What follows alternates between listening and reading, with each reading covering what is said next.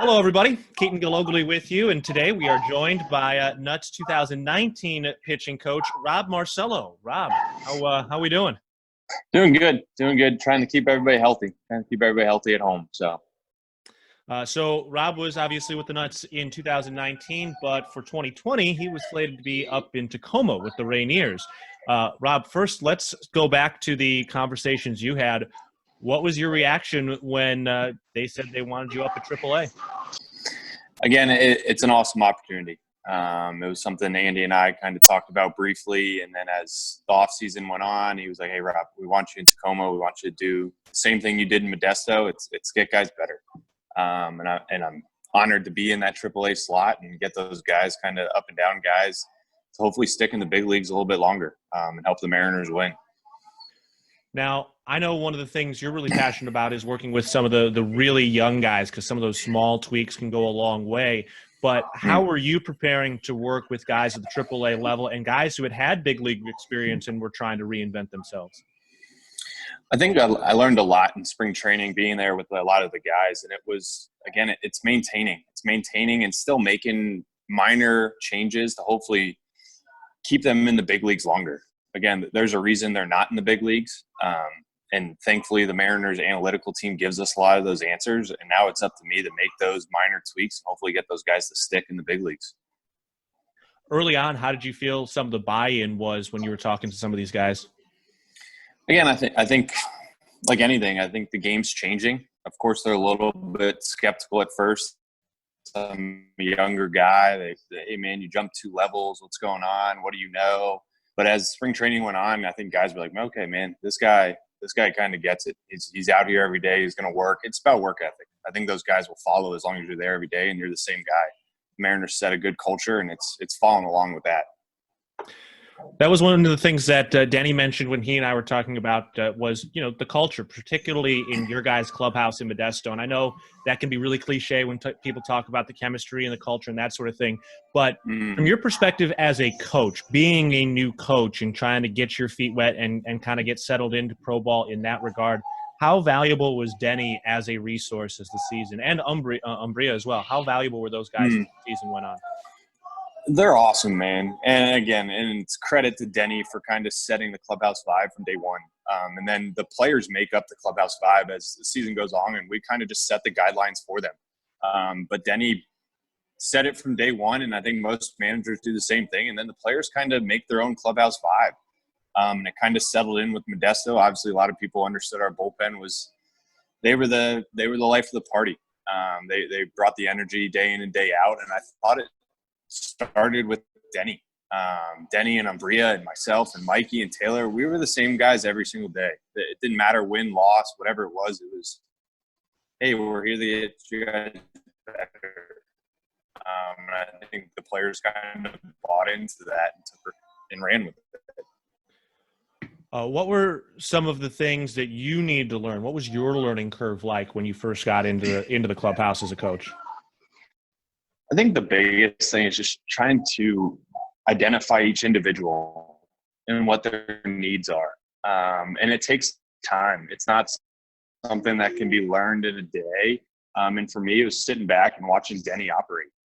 He really takes inventory of each player, tries to figure out their lifestyle, tries to figure out everything, and then attacks where it's a negative and tries to bring that to their player attention. And, "Hey, let's try to get this part of your life better, and let's see if that transitions to the feed," whatever it's health, family, whatever it is. There's always something that's bothering somebody.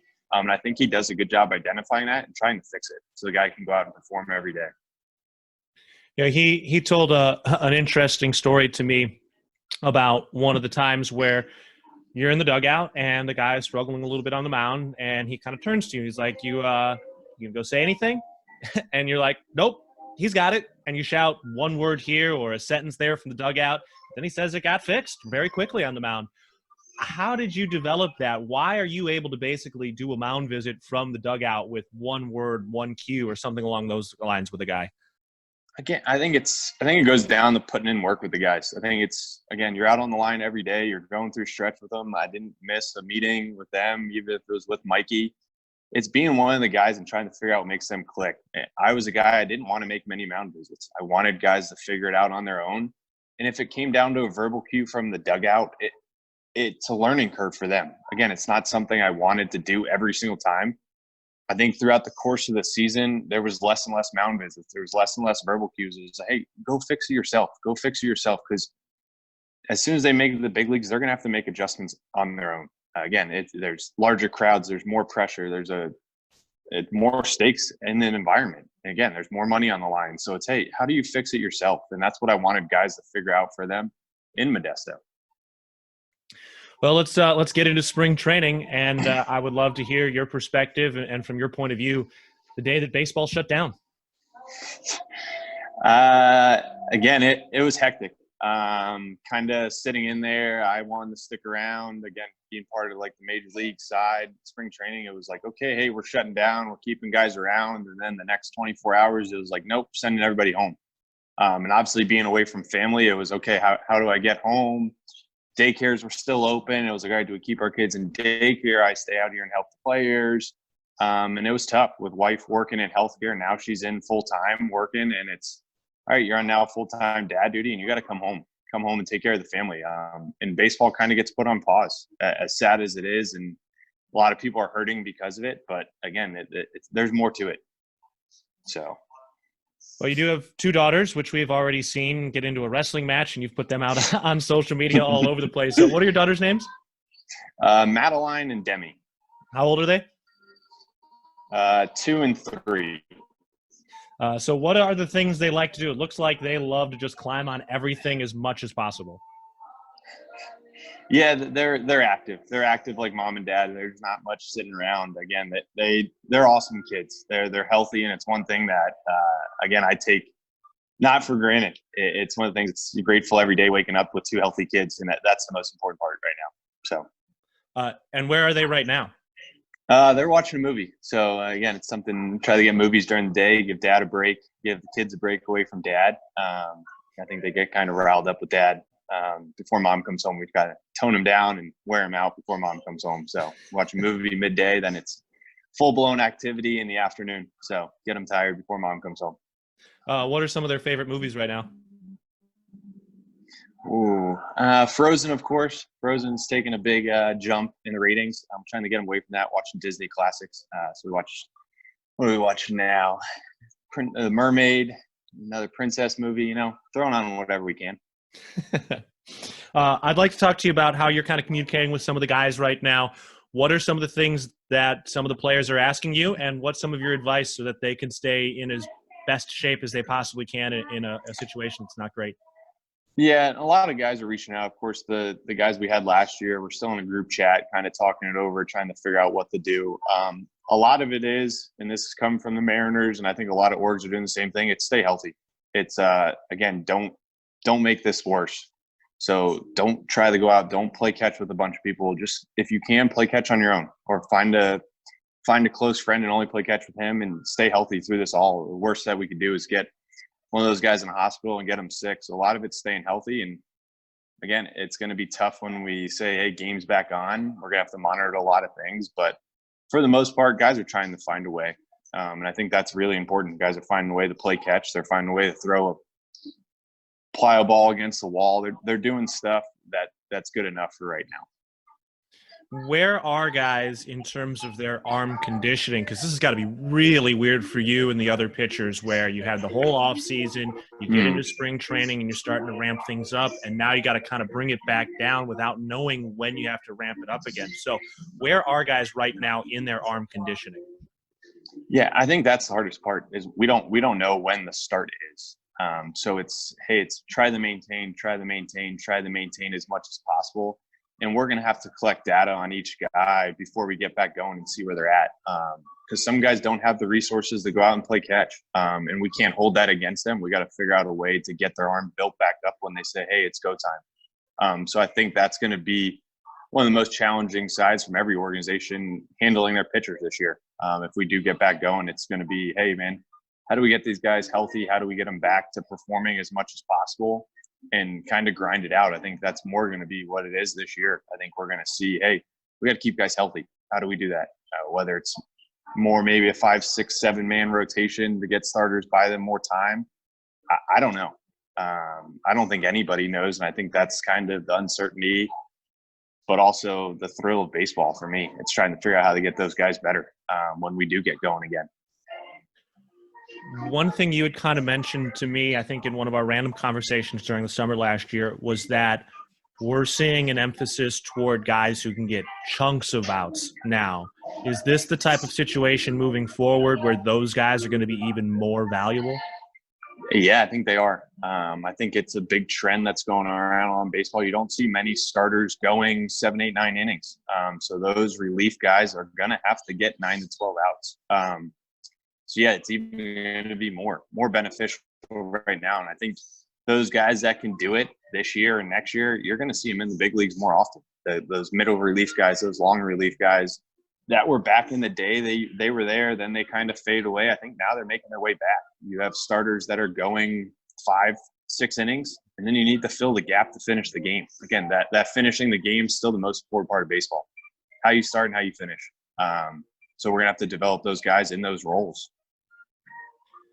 Do you think that traditional closer, that guy that comes in and gets those final 3 outs, is still always going to be a thing?